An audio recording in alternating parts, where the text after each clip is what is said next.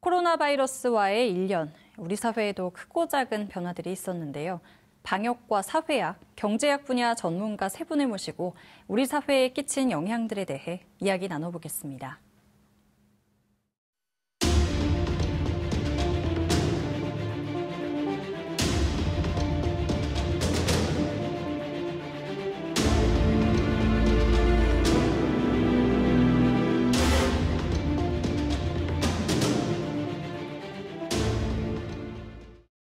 네, 먼저 유병욱 교수님, 지난 한 해 K방역에 대한 총평을 해주신다면요.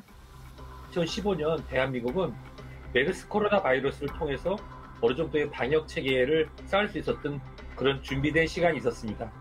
그 덕분에 우리는 다른 나라보다도 더 빠르게 코로나19를 진단할 수 있었고 RT-PCR과 같은 시스템을 갖출 수 있었죠. 우리 국민과 우리나라가 하나가 돼서 코로나19로부터 대한민국에 사시는 모든 분들 잘 지켜냈다라고 저 스스로 평가합니다. 방역에 있어서는 비교적 선방했다, 이렇게 볼 수 있을 것 같은데요. 하지만 예상치 못한 긴 싸움에 세계 경제가 주춤했지 않습니까? 국내 경제 상황은 어땠나요? 우리 경제가 1998년 이후 작년에 처음으로 마이너스 성장을 했었습니다. 그러나 상대적으로는 다른 나라보다 좋았죠. 우리 경제가 상대적으로 좋았던 이유는 삼성전자, 현대차, 포스코 같은 제조업이 있었기 때문입니다. 그러나 서비스업은 상대적으로 좀 부진을 면치 못했습니다. 경상수지도 약 700억 달러 흑자를 내고 외환시장도 상당히 안정적이었습니다. 주택가격이 너무 많이 오른 것은 부정적 측면으로 남아 있습니다. 경제 분야 또한 위기 상황 속에서 나름 안정세를 보였다는 평가인데요. 그런데 우리 사회 내부적으로는 그렇지 못했던 것 같습니다. 지난 1년 어떤 변화가 있었습니까? 그 이전에 기존에 우리가 알고 있었던 불평등의 경계선과 격차가 예전보다 훨씬 더 선명해졌다는 게 가장 큰 변화인 것 같습니다. 예를 들어서 정규직과 비정규직 그리고 특수고용의 격차라든가 아니면 재택근무나 온라인 강의를 쉽게 할 수 있는 환경과 그럴 수 없는 환경의 격차라든가 또 하나는 무엇이 미래의 길이고 무엇이 사라져가는 길인지를 구분하는 것이 훨씬 더 분명해졌다고 생각이 됩니다. 불평등의 경계가 더 뚜렷하게 드러나면서 사회 내부적으로는 조금 혼란스러운 상황이었는데요.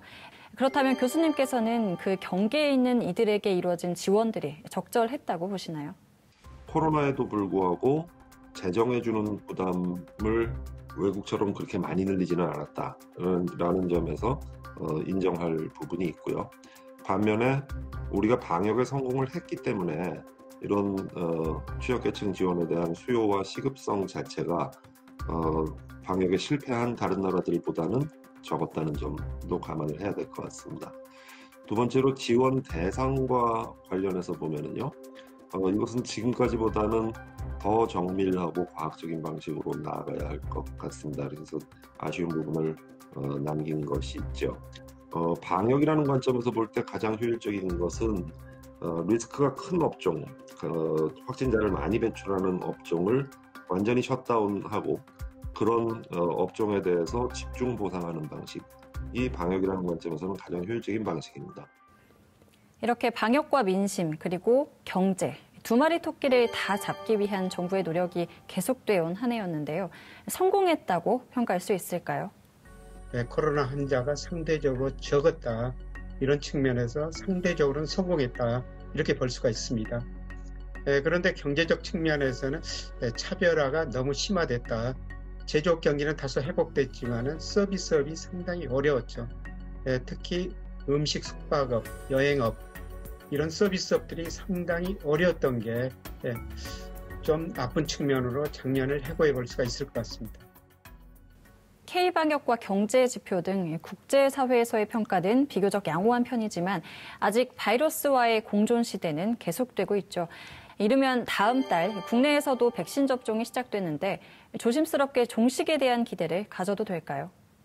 바이러스가 종식되는 것이 아니라 우리 인류가 아직 접하지 않은 새로운 바이러스를 대비하기 위한 시스템과 경비 체계를 인류애적 측면에서 몇몇 잘 사는 나라와 잘 사는 나라의 국민을 위해서 있는 것이 아닌 우리가 인류 공용을 위해서 그런 하나의 시스템을 준비해야 될 때라고 생각됩니다. 네, 지금까지 각 분야의 전문가분들을 모시고 코로나 바이러스와의 1년을 돌아봤습니다. 내일 이 시간에는 포스트 코로나 시대에 대한 전망과 대책을 살펴보겠습니다.